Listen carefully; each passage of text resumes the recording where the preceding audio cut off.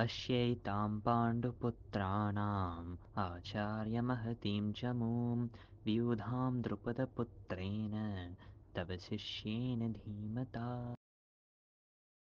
ஸ்ரீமத் பகவத்கீதை முதல் அத்தியாயம் அர்ஜுன விஷாத யோகம் ஸ்லோகம் 3.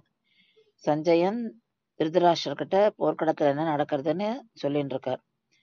துரியோதனன் தன் குரு துரோணாச்சாரியர்கிட்ட போய் தன்னுடைய எதிரிகள் படையை பத்தி பேசுறா. அங்க இருக்கிற மிகச்சிறந்த போர் வீரர்களோட பேரெல்லாம் சொல்லி அவர்களை பத்தி பேசுறான். அதுலயும் திருஷ்டுத்யம்னனை பத்தி பேசுறான். திருஷ்டுத்யம்னன் துருபதனோட பையன், இவருடைய சீடரும் கூட. எங்க துரோணார் தன்னுடைய சீடர்கிட்ட ரொம்ப லீனியண்டா இருந்துட போறாரு அப்படின்னு எனக்கு பயம். அதனால துஷ்டுத்யம்னோட அப்பாவான துருபதனுக்கும் துரோணாச்சாருக்கும் சின்ன வயசுல நடந்த ஒரு இன்சிடென்ட்டை பத்தியும் பேசுறான். அதனால துரோணாச்சாரிக்கு கோபத்தை மூட்டுறான்.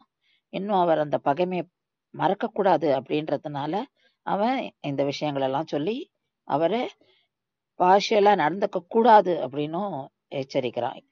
இதுதான் நம்ம ஒரு பயத்தோட ஒரு பொறாமையோட இருக்கும்போது எப்பேற்பட்ட சீப்பான பாதைகள் எல்லாம் நம்ம யூஸ் பண்ணுவோம் என்று தெரிஞ்சுக்கிறோம்.